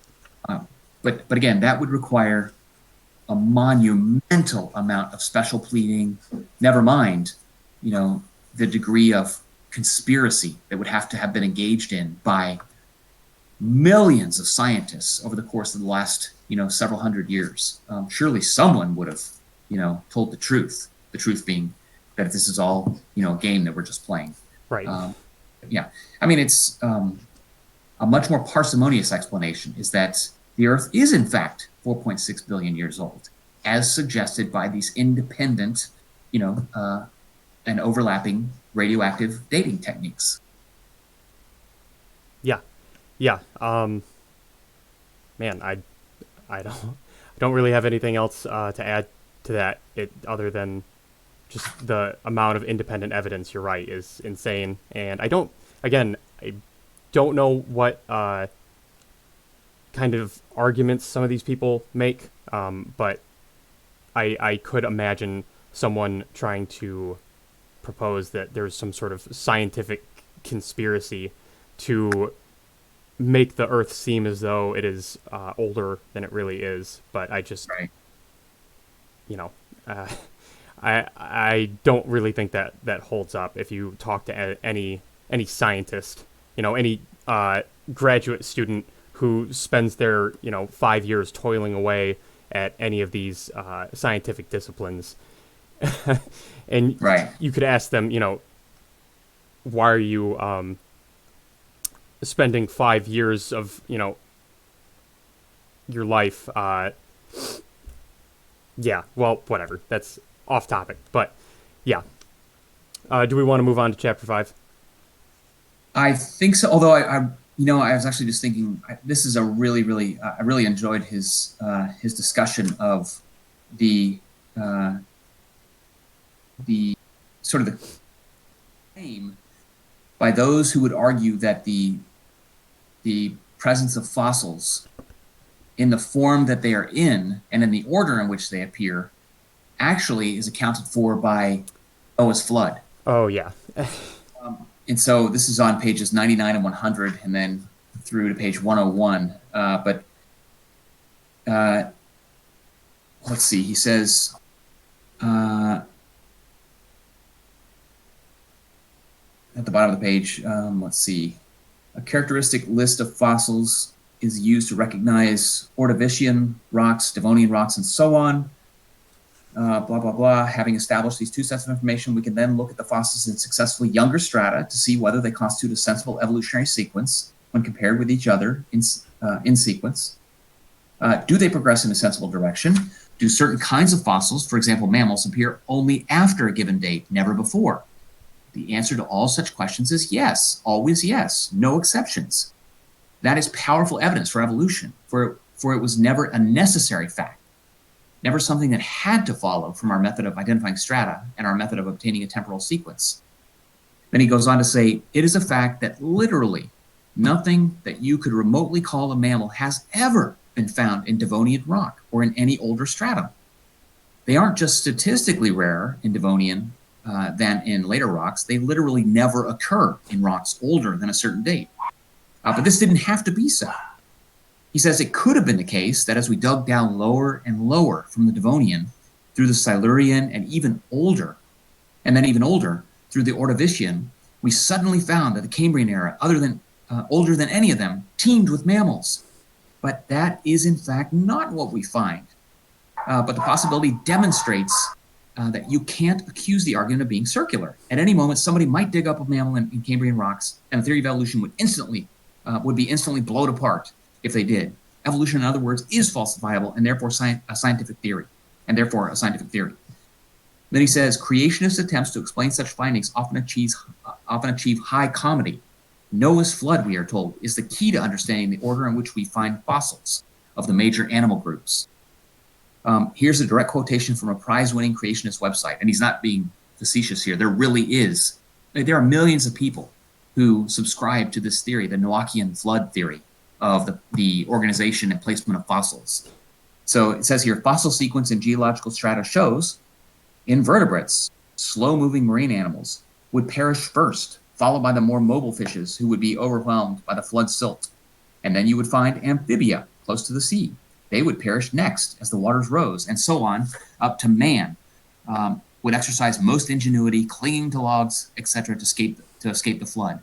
This sequence is perfectly satisfactory. It's perfectly satisfactory explanation of the order in which the various fossils are found in the strata. It is not the order in which they evolved, but the order in which they were inundated at the time of Noah's flood. Okay, then he goes on to say, quite apart from all the other reasons to object to this remarkable explanation, there could only ever be a statistical tendency for mammals, for example, to be on average better at escaping the rising waters than reptiles. Instead, as we should expect on the evolution theory, there literally are no mammals in the lower strata of the geological record. The head for the hills theory, the Noachian flood head for the hills theory, would be on more solid ground if there were a statistical tailing off of mammals as you move down through the rocks. There are literally no trilobites above Permian strata, literally no dinosaurs except birds above Cretaceous strata. Once again, the head for the hills theory would predict a statistical tailing off. So, I mean, it's simply not what you find is not what you'd expect to find if the Noachian flood explanation for fossil presence and placement were true. Right. All right. So I thought that was a pretty interesting argument. No, yeah, I found that entertaining. Yeah, and I mean, and we can say it's entertaining. It is entertaining, and yet the truth is millions of Americans subscribe to the Noachian flood idea of the placement and the presence of fossils. And it's you have to remind yourself that people really do believe these things. Mm-hmm. And again, I don't think it's not out of stupidity. They believe these things out of ignorance. And again, ignorance is no crime. Ignorance can be corrected. That's precisely why people take this sort of class. Right. So hopefully we are doing our due diligence for people, in the course that are, uninformed about this kind of evidence. So. Right. Yeah, absolutely. Okay, so chapter 5 then, he moves on to evolution as we can see it. I mean, is it possible that we could actually see evolution occurring? And so he titles this chapter Before Our Very Eyes. And the whole point of this chapter is to make the case that it's simply not true that you can never see evolution occurring. In fact, we can see it, and we have seen it, both in nature and experimentally. So now there's an entire branch of evolutionary biology that often is referred to as experimental evolutionary biology, where we actually can see, we know what the selection pressures are. We are imposing selection pressures, and we can see the consequences of imposing those selection pressures on particular organisms. I mean, the key being, these are organisms that have a shorter lifespan on average than humans. In other words, they can cycle through multiple generations, while multiple generations of that species within a single generation of humans or a shorter period of time. Right. So we actually the ability to see evolution occurring. So I think this was a very interesting and important chapter to sort of disabuse people of the notion that it's impossible to see evolution happening. Mm-hmm. And where we have tested it or looked at it experimentally, it follows all of the rules that we would expect it to follow given the guiding theory or heuristic tool of natural selection. Right, precisely. So he begins with a couple of examples that are less, they're more suggestive. So you can look at the top page 112. What he's showing here is, this is actually data collected from the Ugandan government, I believe, Uganda Game Department, where he shows on the vertical axis tusk weight, average tusk weight in Ugandan elephants. And then on the horizontal axis, you see time, 1925, 1930, and so forth. And so it appears to be what seems to be the case is a decrease in the size of tusks as hunters sort of pick off elephants with the largest tusks, because the largest tusks command the largest price on the what is now black market, Right. what was once a legal trade. So again, it doesn't prove anything, but you can see there's a correlation here. Over time, tusk size seems to be decreasing. And he says here, we seem to have a prima facie case of rapid evolution taking place before our very eyes, one that would repay further research. So again, it may or may not be the case that you're actually seeing a change in the size of tusks. That may just be what it appears to be. There may be some other variable that's accounting for this relationship. But he suggests it's certainly worth investigating. It could be a case of evolution before our very eyes. Yeah. Yep. And so he does sort of ease into it in this chapter, and then he moves on to the lizards. And I think, were these experimentally moved from one island to another? That's, let's see. Let's see. I believe they were. Oh, the scientists made probably on the middle of the first paragraph on 114. The scientists. Look on 113. I think it is true. What happens is there are these lizards on this one particular island, and he says in that year, experimenters transported 5 pairs of Podarcus sicula from Pod Kipast, right, and released them on Pod Makaru. Right, so the scientists actually transported 5 pairs in 1971 from one island to another, and then in 2008, another group came back to see what had happened. Yeah, I don't know what their logic was. The Croatian, a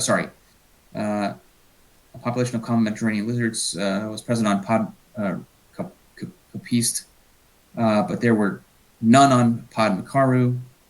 So we don't know the logic for why they did what they did, but at any rate, they were transferred from one island to another.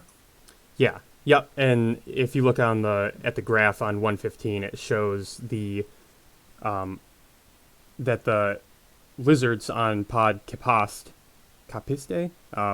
were mostly insectivorous or insectivores. They mostly ate insects. Right. And when they were transported to Pod Mercaru, their diet over several generations became more based on plant matter, and then they looked at the physical adaptations that supported this change in diet, and they had bigger heads with stronger jaw muscles for eating plant matter. And then I think on 116 they talk about the cecal valve, which evolved to better digest their mostly plant diet. And of course, there had been no lizards on Pod Mercaru before they were transported there. So these are descendants of the ancestral Kapiste lizards. That's absolutely right. And it's not a huge amount of time that's passed here. And you're getting these kinds of changes in a relatively short period of time, from 1971 to 2008. So hardly 30 years, right? Yeah. 30 or 40. And I think the generation time is not particularly short. So at any rate, here's changes. Well, as Dawkins says, he's suggesting that what we're seeing here is evolution before our very eyes.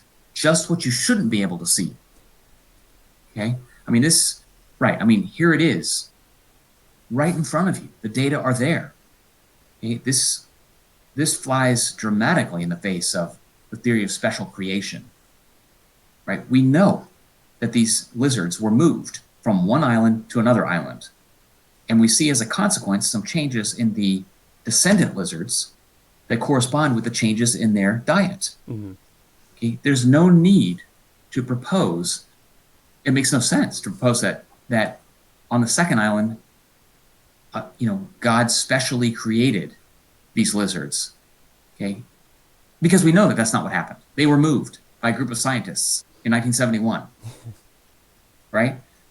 So yeah, I mean, it's pretty powerful evidence for evolution occurring before our eyes.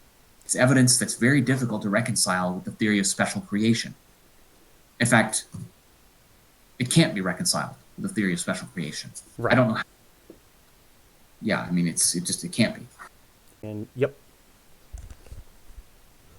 Okay, so Dawkins is, reviewing several different types of examples that, you know, the evidence of which flies in the face of the notion that we can't see evolution occurring. I mean, this is a common sort of refrain of creationists against evolutionists. They'll say something like, you know, well, you can't see evolution occurring. Your theory of evolution is just as much based on faith because you can't see it occurring. Nobody can see evolution occurring. Problem is, you can. You can see it occurring. And Dawkins is taking us through several types of examples in which we can see evolution occurring. One of the most famous of which, and one of the most irritating examples, is the work by Richard Lenski, who is a world-renowned evolutionary biologist who is at Michigan State. And his work over the last 30 or 40 years has just been a constant thorn in the side of creationists, in part because it so beautifully documents evolution by natural selection occurring before our very eyes. And not only as it naturally occurs, but he can actually document changes occurring as a consequence of something that he might add to the environment. He has these different lines of bacteria that he's been, every day he changes, the petri, it's not a petri dish, it's what does he call it?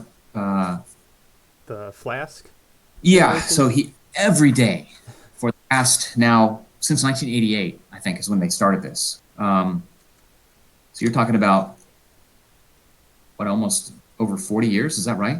No, 30 years? Yeah, 40. If it started in 88, 42. Yeah, you know, and you're talking about a generation time of, you know, I think something like a day, not even. In other words, when this book was published, he had essentially 7,000 flask generations, 45,000 bacterial generations over this period of time. He says, to put that in perspective, if we were to go back 45,000 human generations, that would be about 1 million years back to the time of Homo erectus, which is not very long ago. So whatever evolutionary change Lenski may have clocked up in the equivalent of 1 million years of bacterial generations, think how much more evolution might happen in, say, 100 million years of mammal evolution. And even 100 million years is comparatively recent by geological standards. So this is on page 119. He says, in addition to the main evolution experiment, the Lenski group used the bacteria for various illuminating spin-off experiments. For example, replacing glucose with another sugar, maltose, after 2,000 generations. And then he says, but I shall concentrate on the central experiment, which used glucose throughout. Essentially, they sampled the 12 tribes, the flask generations, groups of bacteria, the 12 flask groups. He calls them the 12 tribes. They sampled the 12 tribes at intervals throughout the 20 years. To that point, it was 20 years, to see how evolution was progressing. They also froze samples of each of the tribes as a source of resuscitable fossils, representing strategic points along the evolutionary way. It is hard to exaggerate, he says, how brilliantly conceived this series of experiments is. So, and it's this line of work that gives just beautiful evidence of evolution by natural selection that's all but irrefutable, particularly by those who ascribe to creationism. It's just all but inexplicable from any sort of creationist perspective. Right, and I don't think he undersells the ingenuity of the experiment, the attention to detail. So, like you said, they freeze ancestral flasks of E. coli to compare to, modern successive generations, and they also made the ARA plus and minus groups, which turn different colors when subjected to a certain test that basically can just show whether it's one sample or the other. And Right. he did this in order, or this was done in the experiment in order to show the different adaptations of modern samples versus the frozen, living fossils, he called them. Right. So you Right. could Right. see by color which generation of E. coli overtook most of the flask, and you can tell that that one was better at metabolizing the glucose or whatever it was. Yeah, and that was really cool. Where they find that sort of that adaptation in one of the tribes, right, where they're able to take advantage of citrate. Yeah, And this citrate, and if you look on 127, that graph shows the ocular density, or right, basically the occlusion of the flask, which shows how many E. coli bacteria are in it based on how cloudy it is, and you see that huge spike. And at first you might think, well, oh no, that seems like a big sudden adaptation.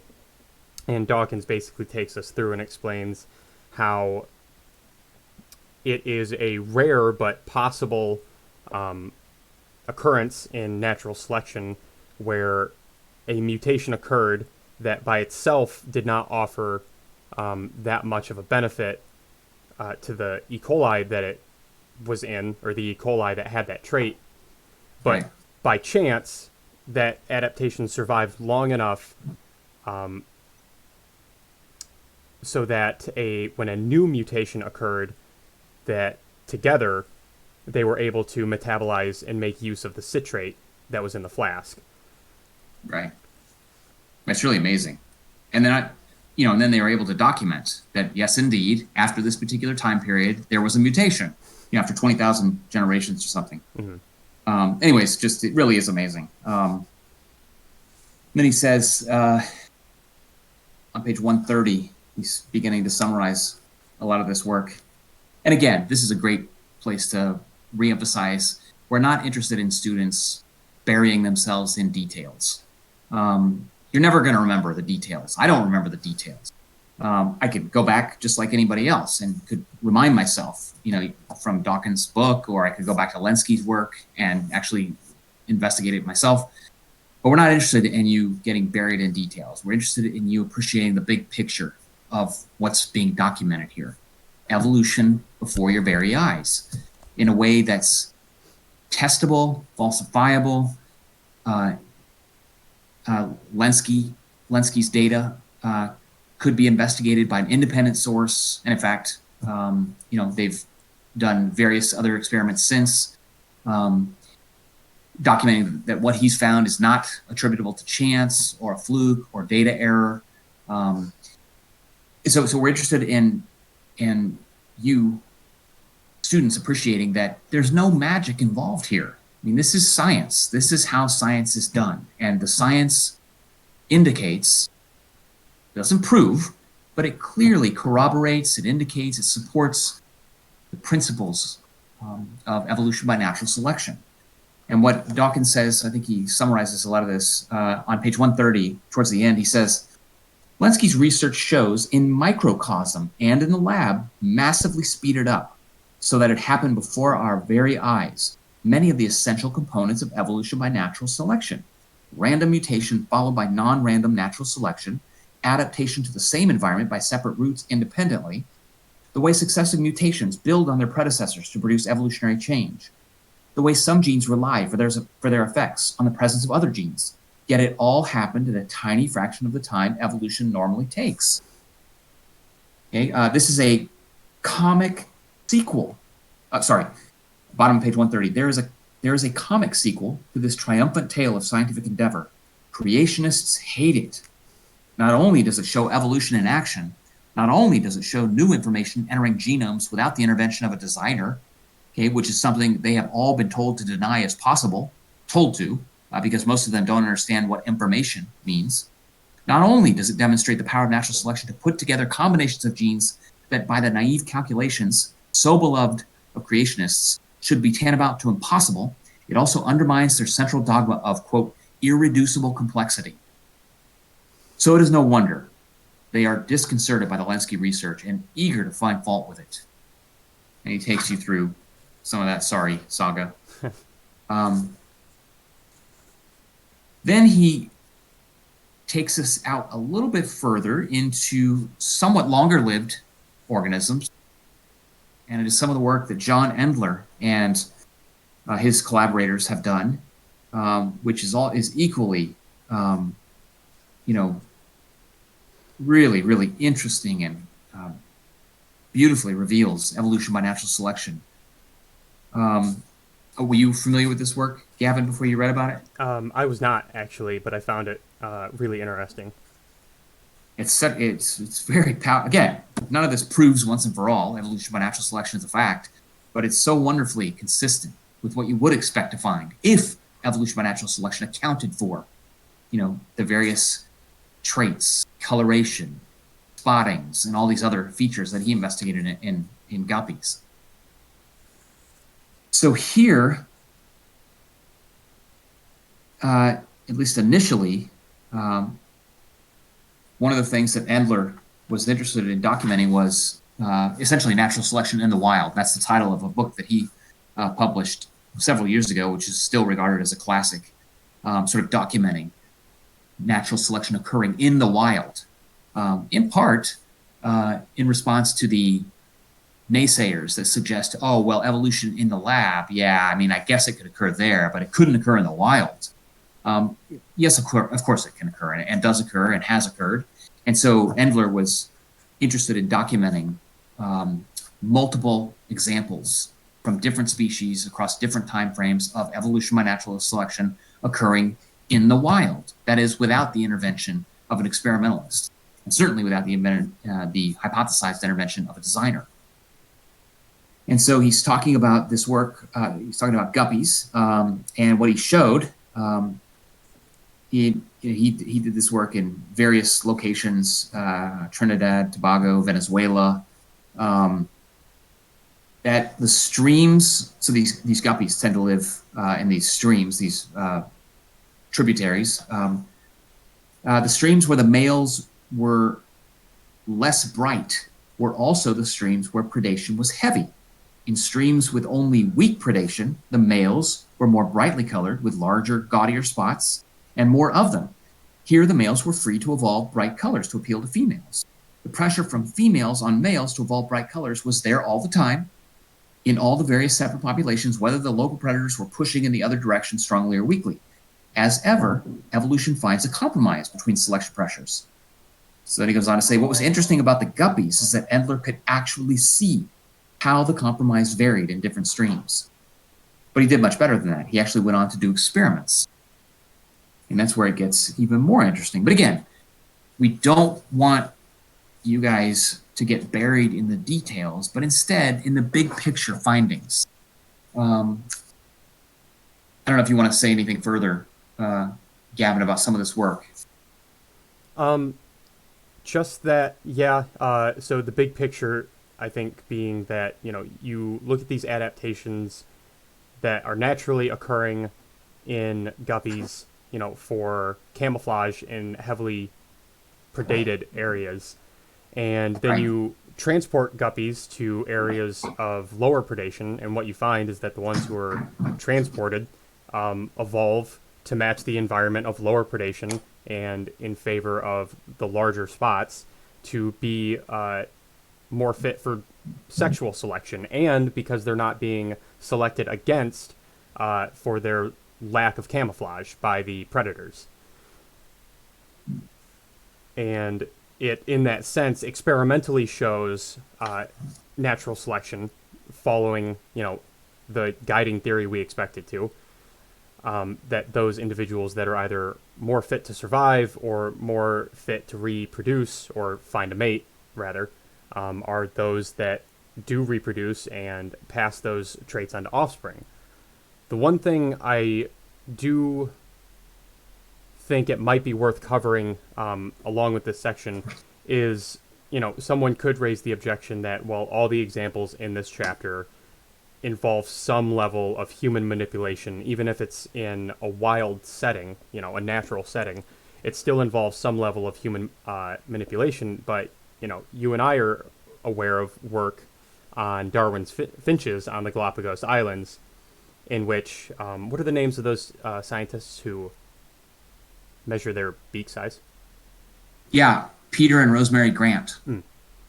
And, there's no human manipulation there. They go once a year, they measure the beak size and other characteristics of these finches, and they show the differences in beak shape and size vary in response to the shifting climate of the Galapagos Islands, with, those that are more suited to drier seasons having beaks in those seasons that, are that accommodate that climate in the food available to them at that climate. Right. So even Right. in areas that are strictly free of any human manipulation, you still see natural selection working in the same predictable ways as in the examples in this book. Yep, absolutely. Yeah, it's a shame he didn't include some of that work. That would strike me as entirely, that might be yet. I guess you can only include so much, right? Right. But that would have been an interesting line of work to report, the work by Grant and Grant on Darwin's finches and the work that you were just referring to. Mm-hmm. So very powerful evidence for evolution by natural selection. So yeah. Okay, so yeah, let me just back up a little bit. Yeah, so he's talking about some of the lab work that Endler did. And so he did this lab work. So first he identified these correlations out in the wild. Then he brought it into the lab and documented that it was as he suspected, that the fish, the coloration, the spotting was sort of a compromise between, attracting females and attracting predators. And then Dawkins points out that this is on page 138. So yes, neat. But that was all in the lab. Could Endler get similar results in the wild? Yes. He went to a natural stream that contained the dangerous pike cichlids, in which the male guppies were all relatively inconspicuous. He caught guppies of both sexes and transplanted them to a tributary of the same stream that contained no guppies and no dangerous predators, although the weak predator killifish were present. He left them there to get on with living and breeding and went away. 23 months later, he returned to re-examine the guppies to see what happened. Amazingly, after less than 2 years, the males had shifted noticeably in the direction of being more brightly colored, pulled by females, no doubt, and freed to go there by the absence of dangerous predators. So again, it's yet another level of sort of quasi-experimental work. So you've got experimental work, you've got correlational work, you've got quasi-experimental work, all pointing to the same conclusion. And again, and I really liked his next paragraph here. He says, one of the nice things, this is on page 138, one of the nice things about science, and this I think is an important point, to remind ourselves about as we move through the rest of this course. One of the nice things about science is that it is a public activity.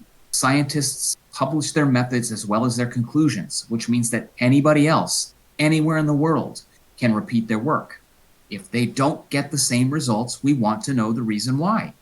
Usually, they don't just repeat previous work, but extend it, carry it further. John Endler's brilliant research on guppies was just begging to be continued and extended. Among those who have taken it up is David Resnick at the University of California at Riverside. And he talks a little bit about some of the additional work that's gone on. The point is, that's what you do in science. It's not as if, Endler was already super well known at this point. It's not as if anybody says, oh, well, if Endler did the work, well, then surely it's correct. That's just not the way it operates.